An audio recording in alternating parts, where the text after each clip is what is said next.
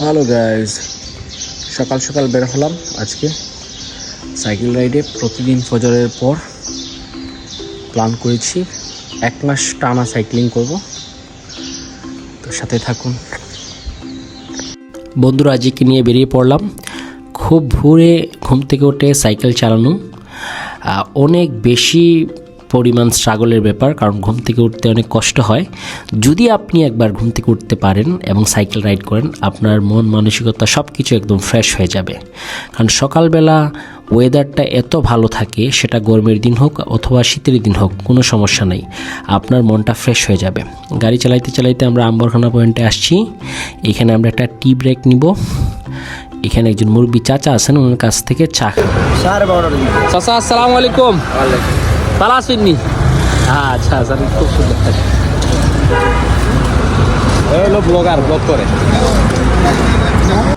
চা খেয়ে রওনা দিলাম আম্বরখানা থেকে এয়ারপোর্ট রোডে। আমাদের সাথে জয়েন করেছেন খোকন ভাই, খুবই অমায়িক একজন মানুষ। আমরা তিনজন মিলে, বন্ধুরা জি, আমি আর খোকন ভাই মিলে রওনা দিলাম এয়ারপোর্ট রোড দিয়ে।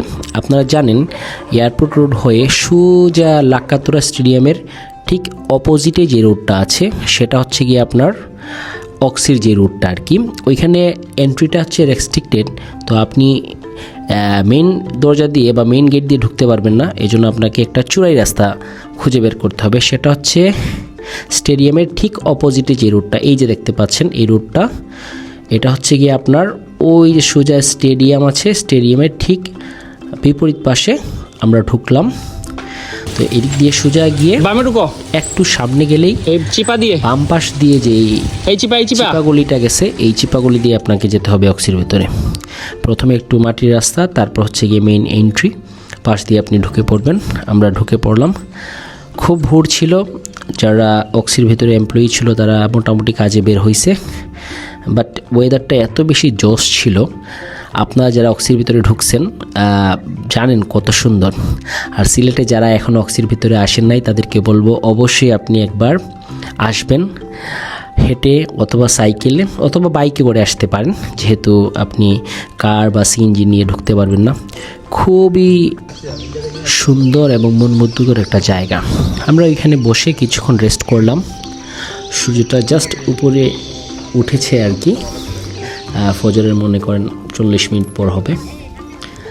আর ওয়েদারটা এত ফ্রেশ, আপনার মন, মেন্টালিটি সব কিছু একদম রিফ্রেশ হয়ে যাবে। আসলে দেখুন, আমরা জীবনে অনেক কিছু করি, স্ট্রাগল করি কেরিয়ারের জন্য, ফ্যামিলির জন্য, নিজের জন্য, বাট দিন শেষে যদি আমি নিজে অসুস্থ হয়ে যাই, আসলে আমার পক্ষে এই স্ট্রাগল করার কোনো উপায় আর থাকবে না। এই জন্য নিজেকে ভালো রাখার জন্য, সুস্থ রাখার জন্য মানুষের এক্সারসাইজ করার প্রয়োজন। সাইক্লিং হচ্ছে সব থেকে বেশি বড় এক্সারসাইজ। আপনি যদি সাইক্লিং করেন প্রতিনিয়ত, আপনার মন মানসিকতা, আপনার হেলথ, মেন্টাল হেলথ সব কিছু ভালো থাকবে। তো বেরিয়ে পড়ুন, সাইকেল কিনুন, যদি না থাকে একটা হেলমেট কিনুন, তারপর ছুটে চলুন এদিক সেদিক, যেখানে মন চায়, যেদিকে মন চায়। তো আমি সুযোগ পেলে আমার বন্ধুদের সাথে, ফ্রেন্ডসদের সাথে, অথবা আমার একাডেমির যে স্টুডেন্টগুলো আছে যারা আমার কাছে পড়ে গিয়েছে বা পড়তেছে, তাদের নিয়ে বের হয়ে পড়ি। স্বাস্থ্যই সকল সুখের মূল, একটা কথা আছে না? তো এটা ভালো রাখার জন্য নিজেকে সর্বোচ্চটা দিয়ে চেষ্টা করতে হবে। কারণ নিজে ভালো থাকলে আপনি নিজে ভালো থাকবেন, অন্যকেও ভালো রাখতে পারবেন, আপনার কাজ কাম ঠিকমতো হবে, আপনার কেরিয়ার বিল্ড আপ হবে। আল্লাহ সবাইকে সুস্থ রাখুক, দোয়া করি। আমরা হাজার হাজার টাকা দিয়ে ডাক্তার দেখাইতে পারি, ঔষধ কিনে খেতে পারি, বড় কোনো ডিজিজ হয়ে গেলে কত হাজার হাজার লক্ষ লক্ষ টাকা খরচ হয়। তো একটু যদি আল্লাহর নিয়ামত, এই যে শারীরিক পরিশ্রম, এক্সারসাইজ করি এবং প্রকৃতির সাথে মিশে যাই, তাহলে দেখবেন আপনার রোগবালাই সব কিছু একদম শূন্যের কোটায় নেমে আসছে। অক্সির ভেতরে যে রাস্তাটা, আপনি এটার সাথে ফিল পাবেন, একটা দার্জিলিংয়ের একটা ভাইবস আছে, যে পাহাড়ি রাস্তার মাঝখান দিয়ে আপনি আঁকা বাঁকা পথে যেরকম একটা ফিল পাওয়া যায় দার্জিলিংয়ে, ওইরকম একটা ফিল আসবে। আর ওয়েদারটা খুবই স্মুথ, ঠান্ডা হিমেল হাওয়া, আপনার মন প্রাণ অন্তর সব কিছু জুড়িয়ে যাবে। অক্সির যে রাস্তাটা আছে আমি আপনাদেরকে বলে দিই, আম্বরখানা থেকে আপনারা সোজা এয়ারপোর্ট রোডে আসবেন। আসার পর লাক্কাতুরা যে স্টেডিয়ামটা আছে ঠিক অপোজিট পাশে একটা রোড গিয়েছে, ওই দিক দিয়ে ঢুকেই আপনারা অক্সির যে চিপাগলির রাস্তা আছে ওই দিক দিয়ে ঢুকে পড়বেন। ঢুকলেই আপনারা মেইন রাস্তাটা পেয়ে যাবেন।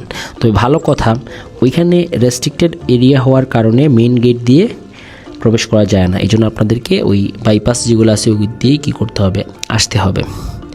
আর অক্সির ভেতরের যে জায়গাটা অ্যাপ্রক্সিমেটলি এটা 3 কিলোমিটারের মতো লেন্থ। আর পরিবেশটা খুবই ভালো, চমৎকার, দেখার মতো। আপনি যখন খুশি তখনই আসতে পারবেন। তবে আমি যেটা মনে করি, আফটার ফজরের নামাজ পরিবেশটা খুবই ভালো থাকে, সুশীতল থাকে, সূর্যটা জাস্ট উদিত হয়। আপনারা একবার দেখুন, এই যে সূর্যটা উঠতেছে, উকি দিচ্ছে, আর ফ্রেশ ওয়েদার, ফ্রেশ এয়ার, মনটা একদম জড়িয়ে যায়। একটা কথা বলি, আমরা মানুষ সামাজিক প্রাণী, আমাদের হাসি, কান্না, দুঃখ, বেদনা সব কিছু নিয়ে সামনে এগিয়ে যেতে হয়। তো মানুষ যখন একা হয়ে পড়ে, ডিপ্রেসড হয়ে পড়ে, তখন তার অবশ্যই উচিত নিজেকে সময় দেওয়া, ফ্রেন্ডসদের সাথে, ফ্যামিলির সাথে যত খুশি সময় কাটিয়ে নেওয়া উচিত। কারণ এরা তোমার মনকে, মানসিকতাকে খুব ভালো করে ফেলবে। তুমি যখন বিপদে পড়বে, দেখবে তোমার ফ্যামিলি মেম্বারদের সাথে গল্প করলে, টোর দিলে, আড্ডা দিলে, বা বাইরে কোথাও ঘুরতে গেলে অথবা খেতে গেলে ভালো লাগে। ঠিক তেমনি ফ্রেন্ডদের সাথেও সেম, আপনি যদি ঘুরতে যান, খেতে যান, আপনার অবশ্যই ভালো লাগবে। আমি যখনই সময় পাই আমি বেরিয়ে পড়ি, পকেটে টাকা থাকুক আর নাই থাকুক, শূন্য পকেটে কিন্তু পৃথিবী ঘোরা যায়, এটা মনে রাখবেন। সাইকেল আছে, পা আছে, আপনি নিজে আছেন, আপনার বন্ধুরা আছে, বেরিয়ে পড়ুন। কোনো ফুয়েল লাগবে না, কোনো টাকা লাগবে না, কোনো কিছুই লাগবে না, শুধু লাগবে মনের ইচ্ছা, শক্তি এবং সাহস। মোর দেন এনাফ ফর ইউ। একটা কথা বলি, মানুষ মরণশীল। একদিন আমি, আপনি, আমরা সবাই চলে যাব, কেউ এখানে থাকবো না। ধরুন আজকে যেই শিশুটা জন্ম নিয়েছে সহ আমরা যারা আছি, আগামী 100 বছর পর এদের কাউকে আর খুঁজে পাওয়া যাবে না, সবাই মাটিতে মিশে যাবে। হয়তো 1-2 জন বেঁচে থাকবে, লাকিলি, যারা খুব বেশি ভালো কপাল নিয়ে জন্মাবে অথবা দীর্ঘ আয়ু পাবে, কিন্তু ম্যাক্সিমাম মানুষই মারা যাবে। আমরা রাইডের পাশাপাশি একটু শারীরিক পরিশ্রম করে ফেললাম, ওয়ার্কআউট করে আবার আমরা শুরু করলাম যাত্রা। এখন একটু স্পিড বাড়ালাম যাতে একটু দ্রুত যাই। ওয়েদারটা টু গুড ছিল, সানি ওয়েদার, বাট অ্যাটমসফিয়ারটা এতই কুল ছিল, আপনার মনটাকে ফ্রেশ করার জন্য মোর দেন এনাফ। তো বেরিয়ে পড়ুন। বাসায় কেন বসে আছেন? এই যে বাসায় বসে আছেন, মোটা হচ্ছেন, ফ্যাট জমা হচ্ছে, কোলেস্টেরল বাড়তেছে, হার্টের ডিজিজ হচ্ছে, আরও নানাবিধ প্রবলেম দেখা দিচ্ছে। বেরিয়ে পড়ুন, ফুটবল নিয়ে ফুটবল খেলতে যান, সাইকেল চালাতে যান, সাঁতার কাটতে যান, হোয়াট এভার যাই পারুন না কেন।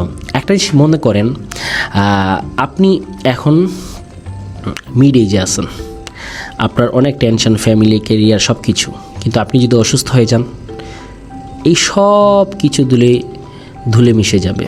তো এই জন্য একটাই কাজ করুন, বয়স 30 হয়েছে, নিজেকে সময় দিন, খেলাধুলা স্টার্ট করুন। আমরা বয়স 30 হলে দেখবেন পাড়ার ছেলেদের সাথে আড্ডা, খেলাধুলা এগুলো বন্ধ করে ফেলি। আসলে মানুষের বয়স 30 হওয়ার সাথে সাথেই খেলাধুলা স্টার্ট করা উচিত, কারণ ওই মুহূর্তে মানুষের সব থেকে বেশি দরকার হচ্ছে গিয়ে তার খেলাধুলা করে তার ফিটনেসটা ঠিক রাখা।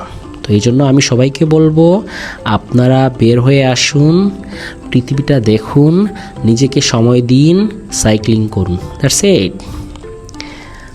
খোকন ভাই এবং রাজি ওরা বললো একটু ভিডিও করে দেওয়ার জন্য, তো আমি করে দিলাম। আমার বন্ধু রাজি ফিটনেসটা এখনও ধরে রাখছে, প্রায় 30-এর কাছাকাছি বয়স, ব্যাডমিন্টন খেলে, ফুটবল খেলে, খুবই ভালো একজন মানুষ এবং তরুণ উদ্যোক্তা। খোকন ভাই one of the best teacher. উনি ক্যামব্রিজ সিলেবাসে যে স্কুলগুলো আছে ওই সকল স্টুডেন্টদেরকে অনলাইনে পড়ান, ব্রিটিশ কাউন্সিলও আছেন এজ এ ইনস্ট্রাক্টর হিসাবে, টু গুড টিচার। তো দুজনেই খুব বেশি ফ্রি মাইন্ডেড মানুষ এবং খুব ভালো মানুষ। তো ভালো মানুষদের সাথে আসলে রাইড দিতে ভালো লাগে। আর আমি সব সময় একটা জিনিস মনে করি, আপনি যদি ভালো থাকেন আপনার আশপাশটাও ভালো থাকবে, আপনার সাথে মানুষজনও ভালো থাকবে। আর ভালো মানুষের সাথে যখন আপনি মিশবেন আপনার পরিবেশটা তখন সুন্দর হয়ে যাবে। কথায় আছে না, সঙ্গ দোষে লোহা ভাসে, এই প্রবাদটা আসলে আমাদের সবার মনে রাখা উচিত। আমি বাচ্চাদেরকে প্রায় বলি যে তুমি তোমার সার্কেলটা খুব ভালোভাবে মেনটেন করবা, এমন সার্কেল মেনটেন করবা যেখান থেকে তোমার আউটপুট আসে। মনে করো তোমার আশেপাশের মানুষজন যদি খুব বেশি এডুকেটেড হয়, খুব বেশি ভালো হয় এবং খুব বেশি ক্রিয়েটিভ হয়, তুমিও তাদের মতো হবা। আমরা অক্সির প্রায় শেষ প্রান্তে চলে আসছি, এখান থেকে বের হওয়া যায় কিন্তু নর্মাল মানুষজনকে দিবে না, তার রেস্ট্রিক্টেড এরিয়া। আমরা আমাদের পরিচয় দেওয়ার পর আমাদেরকে বের হতে দিয়েছে। তো ওই যে আমরা আম্বরখানার ওই দিক দিয়ে ঢুকছিলাম, ওই যে এয়ারপোর্ট রোড হয়ে ইকো পার্কের রোড হয়ে বের হলাম। তারপর এখানে একটা টি ব্রেক নিলাম। দুধ চা চিনি কম, চিনি কম। আমিও চিনি ছাড়া, চিনি ছাড়া দিন, চিনি খাওয়ার আর ভুলে রয়েছে।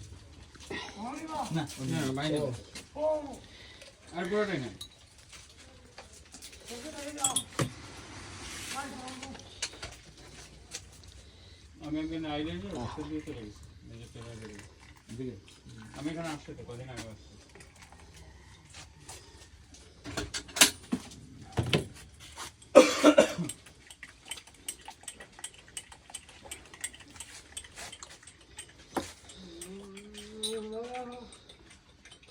ভাই কেমন লাগলো আজকের রাইড? অনেক সুন্দর। Thank you so much for your recommendation. আজি কেমন লাগলো? জিনিয়াস। কেমন লাগলো? আর বেশি বেশি মার্কেটিং হোক, তোমার ব্যবসা আল্লাহ বরকত দাও। কালাম চা খেয়ে আবারও চললাম ইকো পার্কের রোড হয়ে। ইকো পার্কের ভিতরে আছি, এখানে অনেক সুন্দর সুন্দর গাছপালা আছে, অনেক সুন্দর এগুলা। এবং আপনারা জানেন হয়তো ইকো পার্কে অনেক অ্যানিমেলস আছে, যেমন আপনার অজগর সাপ আছে, হরিণ আছে, তারপর ময়ূর আছে। তো এইগুলো আর কি দেখার জন্য অনেকে আসে।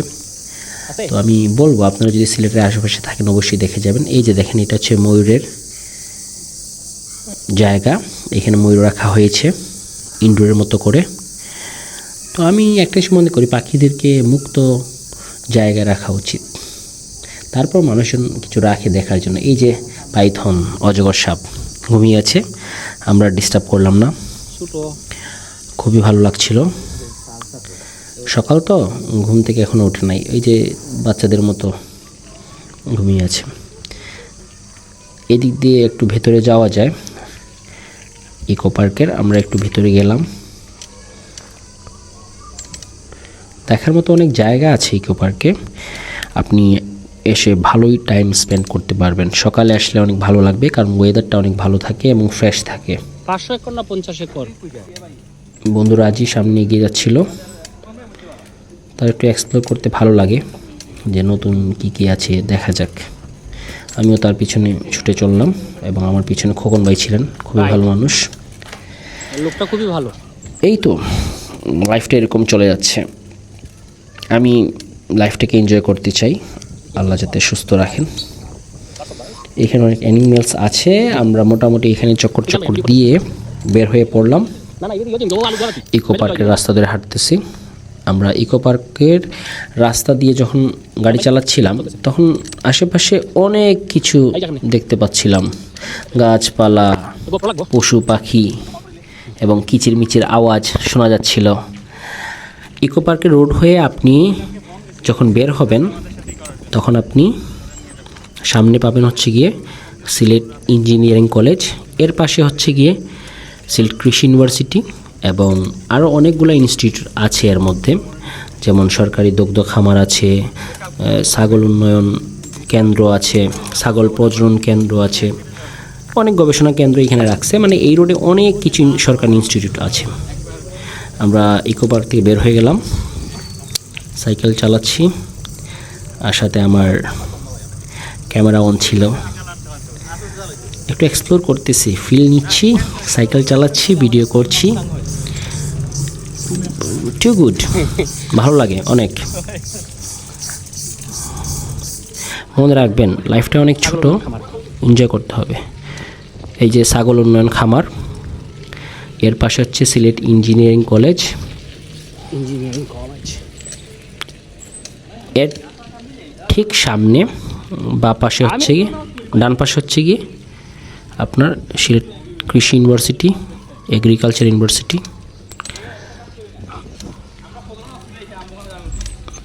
তারপর হাঁটতে হাঁটতে, সরি আমরা তো সাইকেল চালাচ্ছি, হাঁটতে হাঁটতে ভুল বলতেছি। এখানে একটা সরকারি ইনস্টিটিউট ছিল, টেকনিক্যাল ইনস্টিটিউট।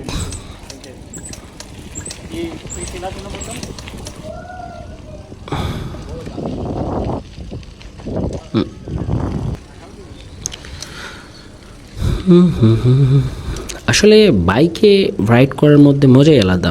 আর সিলেট শহরটা খুবই ছোট। এই যে যুব প্রশিক্ষণ কেন্দ্র এইখানে এই রোডের মধ্যেই আছে। আরও অনেক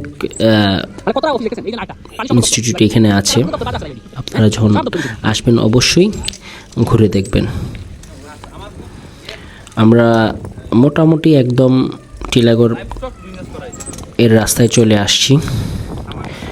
তো টিলাগড়ের রাস্তায় এসে আমরা খোকন ভাইকে বিদায় জানাবো। বিদায় জানিয়ে আমি আর রাজি আমরা আমাদের বাসার উদ্দেশ্যে রওনা দিব। খোকন ভাইকে বিদায় জানিয়ে আমরা রওনা দিলাম। তো অনেক রাইড করেছি, অনেক বেশি ক্ষুধার্ত ছিলাম। খোকন ভাই চলে যাওয়ার পর আসলে অনেক নিয়ে খাওয়া উচিত ছিল। আমরা রেস্টুরেন্ট খুঁজতেছিলাম, সাইকেল চালিয়ে আসলাম। এটা হচ্ছে গিয়ে এমসি কলেজের হোস্টেল, এটা হচ্ছে এমসি কলেজের মাঠ। তো খিদে লাগলে কি হয় জানেন, আসলে অনেক পরিশ্রম করার পর যখন খিদে লাগে তখন খুব বেশি খেতে ইচ্ছে করে, যাই পাওয়া যায় তাই খেতে ইচ্ছে করে। আচ্ছা, তো আমরা আসলাম হচ্ছে ঈদগাহ পয়েন্টে। ঈদগাহ পয়েন্ট থেকে আমরা সোজা চলে আসলাম আম্বরখানা পয়েন্টে। আম্বরখানা পয়েন্টের ওইখানে একটা রেস্টুরেন্ট আছে, আপনারা সবাই চিনেন। এটা হচ্ছে গিয়ে পালকি রেস্টুরেন্ট। ওইখানে এসে গরম গরম ধোয়া ওটা পরোটা সবজি দিয়ে নাস্তা সেরে নিলাম। এই যে দেখেন একদম গরম গরম পরোটা, সাথে হচ্ছে গিয়ে ডাল সবজি এবং অমলেট ছিল। ভুরি ভোজন করে দুই বন্ধু আবার রওনা দিব বাসার উদ্দেশ্যে। এই তো খাবার দাবার শেষ করে আমরা চলে আসছি আমার বাসার সামনে। আজকে এইটুকু পর্যন্ত, ইনশাআল্লাহ অন্য একদিন অন্য কোনো ব্লগে দেখা হবে। বেরিয়ে পড়ুন, আর দেরি করেন না। আল্লাহ হাফিজ।